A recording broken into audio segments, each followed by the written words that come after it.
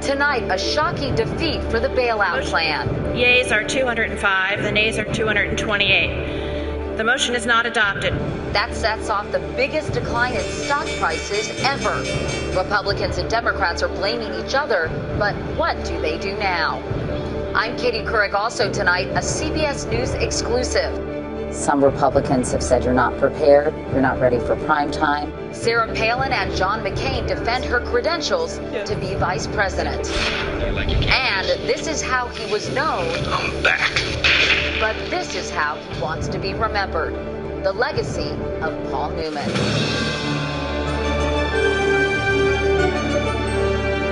This is the CBS Evening News with Katie Couric reporting tonight from Columbus, Ohio. Good evening, everyone. We came here to talk to John McCain and Sarah Palin, and we'll have part of that exclusive joint interview later in the broadcast. But we're beginning with a stunning development in Washington, the defeat of President Bush's financial bailout plan. By a vote of 228 to 205, the House rejected the plan to have taxpayers spend as much as $700 billion to relieve banks of their bad mortgages. Wall Street watched the vote on TV, and investors ran for the exits. The Dow plunged 777 points, the biggest one-day drop ever. That amounts to 7%, the largest percentage loss since the market reopened after the 9/11 attacks. How did this happen and what happens next? We have extensive coverage beginning with Bob Orr in Washington. Thank you, Madam Speaker. Democrats and Republicans trudged to the House floor, united in their contempt for the $700 billion bailout. This bill is fueled by fear and hinges on haste. This isn't legislation. This is extortion. Still, passage was expected. Failure, both sides had repeatedly warned, could further stress shaky markets and possibly trigger a widespread economic collapse. This bill is not popular, but it is necessary. This issue is too grave. The consequences are too dire. But Republicans say the debate took a fatal partisan turn when Democratic Speaker Nancy Pelosi blamed the financial crisis on what she called the failed policies of the Bush administration. They claim to be free market advocates when it's really an anything-goes mentality. No regulation, no supervision, no discipline. Conservative support, which had been somewhat shored up over the weekend, evaporated. And when the roll was called, 2/3 of the Republicans voted no. We've put everything we had into getting the votes to get there today. But the Speaker had to give a partisan voice that poisoned our conference. Democrats, who got 60% of their members to vote for the bill, shot back, accusing Republicans of throwing a political temper tantrum. There's a terrible crisis affecting the American economy.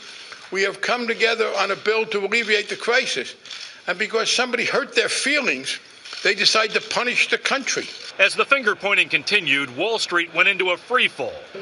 Negotiators had worked around the clock through the weekend to craft a compromise that would appease both sides and calm the markets.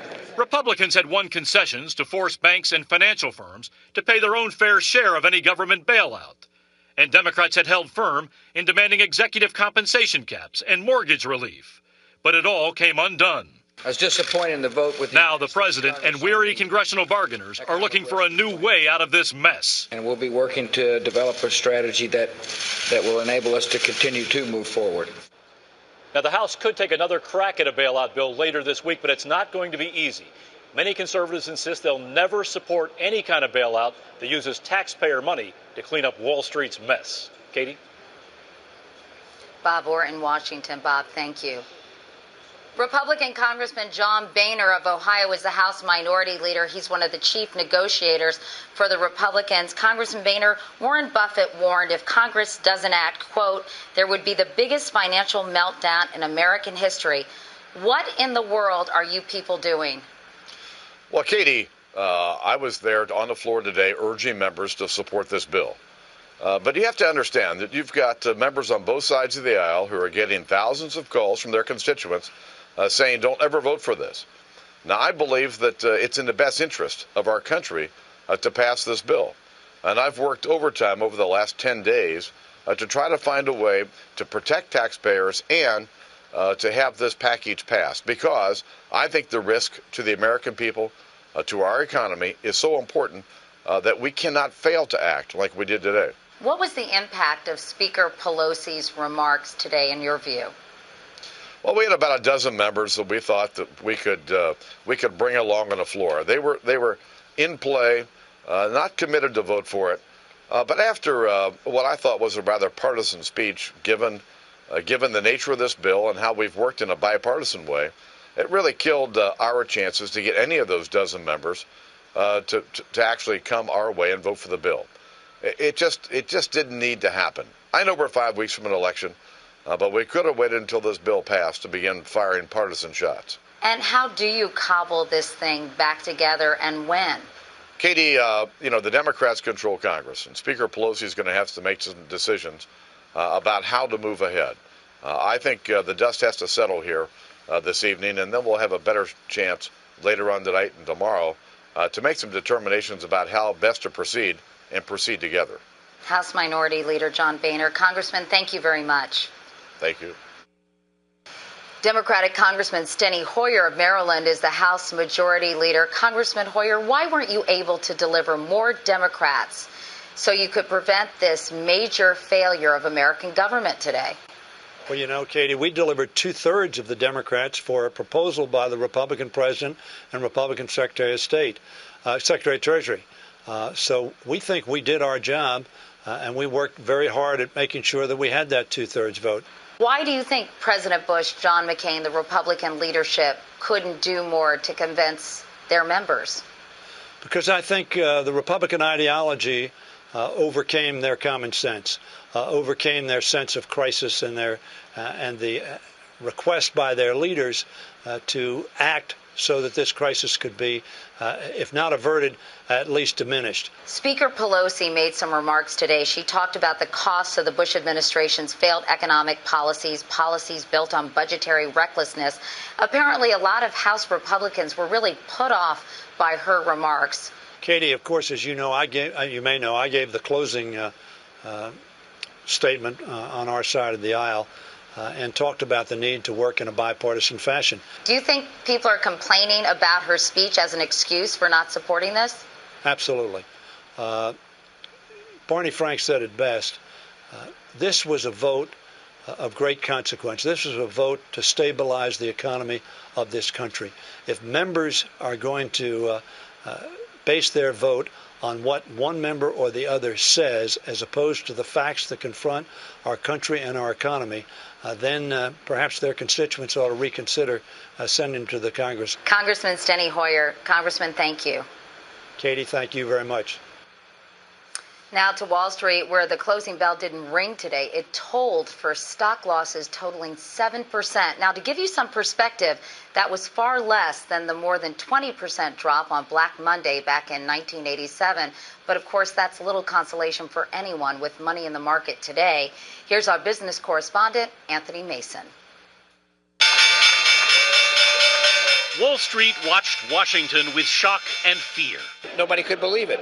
As the bailout package went down on Capitol Hill, the Dow went down like a sub. The fact that it didn't get done is, I think, just kind of mind-boggling. A history-making 777-point nosedive. The NASDAQ plunged almost 10%.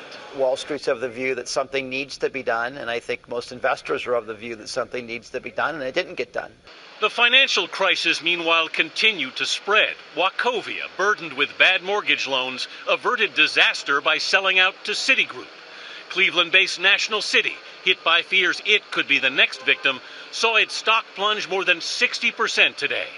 Overseas, they also felt the reverberations. The British government had to seize a distressed mortgage bank, while the Belgian-Dutch bank Fortis was rescued in a $16 billion bailout. The clock is ticking, and we need to see some relief very rapidly. Economist Mark Zandi says the credit markets are still frozen, and Main Street could feel the effects within weeks. If they don't get relief from their bankers soon, meaning in the next few days, couple of weeks, they will be laying off workers and shutting operations. Among 160 companies in danger of defaulting over the next 12 months, according to Standard & Poor's, are United Airlines parent UAL, General Motors, Six Flags, and Trump Entertainment Resorts. So as bad as the stock market was today, what's really worrying Wall Street are the credit markets. If they don't get help soon, it could be only a matter of weeks before this financial crisis moves from here on Wall Street to Main Street. Katie? Anthony Mason, thanks a lot, Anthony. Meanwhile, the two presidential candidates agreed on one thing today, that Congress has to get back to work so it can pass the financial bailout. It's important for the American public and for the markets to stay calm because things are never smooth in Congress, and to understand that it will get done, that we are going to make sure that an emergency package is put together because it is required for us to stabilize the markets. Now is not the time to fix the blame. It's time to fix the problem. I would hope that all our leaders, all of them, can put aside short-term political goals and do what's in the best interest of the American people. And what are the American people saying? Here's a sample provided by our affiliate WBNS right here in Columbus, Ohio. If Wall Street crumbles, then our economy collapses. So, both the Democrats and Republicans have got to get on the stick and get it done. I don't think that we should have provided the bailout. I really don't. If I owned my own business, they would not bail me out. We don't need nothing else bad. It should have passed. Bail me out before you bail out some $700 billion corporation. And from coast to coast, Americans are wondering about their own nest eggs tonight. Sandra Hughes is in Los Angeles. Sandra, what are people there saying? Well, Katie, in a word, people are worried. We took the financial temperature of folks across the country, first here in Los Angeles. The implications that are going on right now have gotten me so frightened for this country that I'm not sure what to do. I think that we need to address this. We need to come together and get the money. Ralph Davis says he's worried his savings have dwindled so much he'll have to find another job after retirement. It seems that something needs to be done quickly, but not quick enough where it's irresponsible. My retirement has taken a hit. Fortunately, I'm not going to retire for a while now. I myself am okay for the time being. Do you just sort of stay away from looking at those numbers so you don't freak yourself out? I don't even open the envelopes, yeah. In the Midwest, the opinions were as gloomy as the weather. Very concerned, not only for me, but for everybody out here. People working hard to make it, and it's a struggle already with the economy the way it is. Well, I worry about my savings today, and I worry about my future savings. I don't even want to go to a bank anymore. It's time for the mattress, In downtown Miami, it's a lot of money, but if it's going to save the economy, I'm for it. most people we talked to said it was okay the bill went down in defeat today because Congress should take its time when spending so much taxpayer money. Katie? Sandra Hughes in Los Angeles tonight. Thank you, Sandra. Coming up next, right here on the CBS Evening News, did Sarah Palin contradict John McCain's position on Pakistan? I asked both of them in their first joint interview. John McCain and Sarah Palin were here in Columbus today for a campaign rally, and in their first joint interview, I asked them about a statement Governor Palin made on Saturday, which didn't seem to square with her running mate's position on Pakistan. Over the weekend, Governor Palin, you said the U.S. should absolutely launch cross-border attacks from Afghanistan into Pakistan to, quote, stop the terrorists from coming any further in. Now, that's almost the exact position Barack Obama has taken and that you, Senator McCain, have criticized as something you do not say out loud. So, Governor Palin, are you two on the same page? We had a great discussion with President Zardari as we talked about what it is that America can and should be doing together to make sure that the terrorists do not cross borders and do not ultimately put themselves in a position of attacking America again or her allies. And we will do what we have to do to secure the United States of America and her allies. Is that something you shouldn't say out loud, Senator McCain? Of course not. But look, I understand this day and age gotcha journalism. Is that a pizza place? In a conversation with someone who you didn't hear the question very well, you don't know the context of the conversation, grab a phrase. Governor Palin and I agree that you don't announce that you're going to attack another country. Are you sorry you said it, Governor? In fact, wait a minute. Before you say, is she sorry she said it? This was a gotcha soundbite that, well, she was It wasn't a gotcha. She was talking to a voter. She was in a conversation with a group of people and talking back and forth. And I'll let Governor Palin speak for herself. In fact, you're absolutely right on. In the context, this was a voter, a constituent, hollering out a question from across an area, asking, what are you going to do about Pakistan? You better have an answer to Pakistan. I said, we're going to do what we have to do to protect the United States of America. You were pretty specific about what you wanted to do. Well, as Senator McCain is suggesting here also, never would our administration get out there and show our cards to terrorists, in this case to enemies, and let them know what the game plan was, not when that could ultimately adversely affect a plan to keep America secure. What did you learn from that experience? That this is all about gotcha journalism. A lot of it is, but that's okay too. Governor Palin, since our last interview, you've gotten a lot of flack. Some Republicans have said you're not prepared, you're not ready for prime time. People have questioned your readiness since that interview, and I'm curious to hear your reaction. Well, not only am I ready, but willing and able to serve as vice president with Senator McCain if Americans so bless us and privilege us with the opportunity of serving them. Ready with my executive experience as a city mayor and manager, as a governor, as a commissioner or regulator of oil and gas. This is not the first time that I've seen a governor being questioned by some, quote, expert. I remember that Ronald Reagan was a cowboy. President Clinton was a governor of a very small state that had no experience either. In fact, I remember how easy it was going to be for Bush 1 to defeat him. I still recall, that one. But the point is, I've seen underestimation before. I'm very proud of the excitement that Governor Palin has ignited with our party and around this country. It is a level of excitement and enthusiasm, frankly, that I haven't seen before, and I'd like to attribute it to me. But the fact is that she has done an incredible job, and I'm so proud of the work that she's doing. Thank you. And tomorrow on the campaign trail with Governor Palin, we'll talk with her about her positions on a number of domestic issues and her record as governor of Alaska. There's a major development in the controversial firings of 9 U.S. attorneys by the Bush administration in 2006. Attorney General Michael Mukasey appointed a special prosecutor today to see if any laws were broken. The investigation will focus on actions taken by Mukasey's predecessor, Alberto Gonzales. Critics say the firings were politically motivated. In other news, piracy on the high seas off the coast of Somalia. African pirates are demanding a $20 million ransom for a Ukrainian cargo ship they hijacked last week. U.S. helicopters and warships are circling the vessel. There's a crew of 20 on board, along with 33 military tanks and other weapons bound for Kenya. Coming up next, celebrating a Hollywood legend's legendary humanity. Finally tonight, remembering Paul Newman. Before he died of cancer on Friday at the age of 83, he was asked about his legacy. He didn't point to his movies, but to his charities. Bill Whitaker has the story. It's hard to pick a defining Paul Newman screen role. What we got here is a failure to communicate. But some of his greatest were characters who stood up for the underdog, like in The Verdict.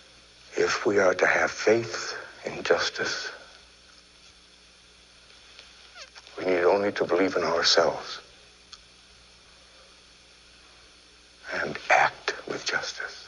Paul Newman lived those words. He took a little salad dressing hobby, turned it into a multi-million-dollar business, funneled all the profits, more than $250 million so far, into charities, especially his 11 camps for children with life-threatening illnesses. And he also says, when you go to these camps, when you help out, you think you're doing something for them. And then you walk away and realize just how much they've done for you. Record producer Lou Adler and his wife Paige co-founded a camp with Newman in Los Angeles, the Painted Turtle, where thousands of seriously ill kids can have a normal camp experience completely free of charge. He wasn't famous at the camps. He was the guy that liked to go fishing. and he'd love to grab a couple kids and spend hours whether they caught a fish or not. He really appreciated the normalcy and giving these kids normalcy and the normalcy of life. And he got to be normal there, too. Well, I've been very lucky, and there's a lot of people who aren't very lucky. People who are lucky should hold out a helping hand for those people who are less fortunate than they are. Paul Newman thought he was lucky. It seems those he touched were the lucky ones. Bill Whitaker, CBS News, Hollywood. A son of Ohio and a fine, fine man. That is the CBS Evening News. I'm Katie Couric in Columbus. Thank you for watching. I'll see you tomorrow. Good night.